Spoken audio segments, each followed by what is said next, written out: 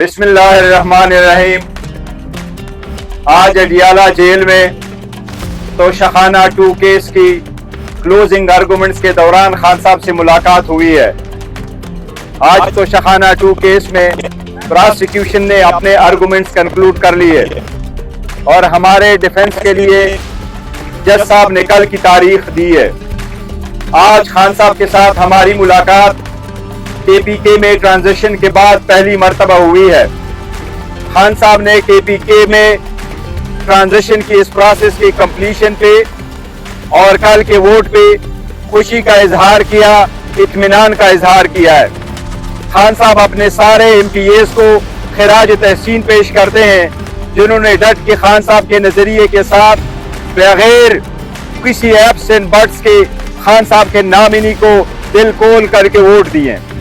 खान साहब ने अली अमीन साहब को भी अच्छे अल्फाज में याद किया है जिन्होंने बगैर किसी एप्स एंड बट्स के फौरन खान साहब के हुक्म पे लब्बैक कहते हुए एक नहीं 3 मरतबा अपने इस्तीफा दे दिया है।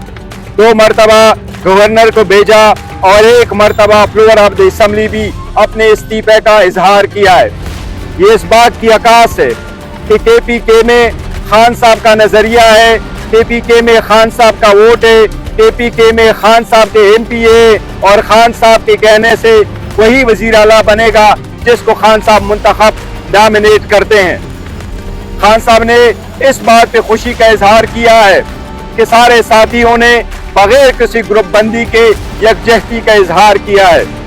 खान साहब उम्मीद करते हैं कि इंशाल्लाह ये ट्रांजिशन खुश असलूबी के साथ और जल्द से जल्द पाए तकमील तक पहुंचेगा। हमने उनको बताया है कि ओथ लेने के लिए अदालत को रुजू कर चुके हैं। उनको हमने ये भी बताया कि 2 पॉलिटिकल पार्टी ने भी पिटीशन फाइल की है। खान साहब उम्मीद करते हैं कि ये प्रोसेस जल्द से जल्द कंप्लीट हो। ये ईवान में उस पार्टी का हक है जिसके पास मैंडेट है। खान साहब ने जिक्र किया कि पहले भी ऐसा हुआ है, गुजदार साहब के बाद परवेज इलाही साहब आए थे, मुराद अली शाह साहब भी इस तरह आए थे। इसी तरीके से नेशनल असेंबली में जफरुल्लाह जबाली साहब के बाद शुजात साहब आए थे और शुजात साहब के बाद शौकत अजीज साहब आए थे।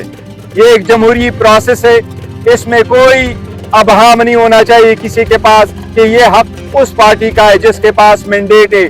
क्योंकि KPK में पाकिस्तान तहरीक इंसाफ का मैंडेट है, लिहाजा उसकी कदर की जाए, उसको एक्सेप्ट किया जाए और ये प्रोसेस खुश असलूबी से कंप्लीट हो।